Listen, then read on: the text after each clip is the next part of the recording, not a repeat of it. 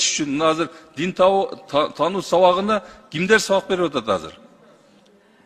Мугалимдер, тарых мугалимдери, алардын өзүнүн педагогикалык даярдап атканда ошо дүйнөлүк диндерди дагы окуп чыгышат, ана методикалык. Бирок азыр педагогикалык адистерди даярдоодо да биз Доктор Шаршен, мен сунушум ушуга көз карашыңарды өзгөртсөңөр, балдардын талим тарбиясын адеп ахлагына алар бере албай атат.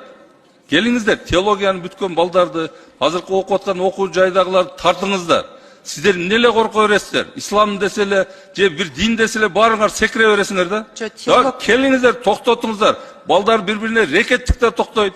Аялдарга болгон, балдарга, кыздарга болгон зомбулук, зордуктор да токтойт. Эми токтотпойлу ушунун баарын. Жогорку окуу жайды бүткөн теологдор билим берүү процессин иштеп жатат. Көп балдар бар, азыр ишке тартылбай атат. Мен түшүнөмүн.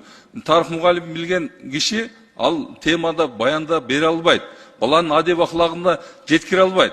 Ал баланы биз же мектепте тарбиялабасак, же ата-энеси мигрант болуп Россияда башка жакта кетип калган, аны чоң энеси карай албай атат. Эми кимге барып, ким эртең коомдо кайсы балдарды биз тарбиялайбыз? Ушуга бир көңүл буруп койсоңуз сураныч. Сөзсүз. Ошон үчүн бүт стандарт өзгөрдүк да балага багытталган ыкмага кетип атабыз.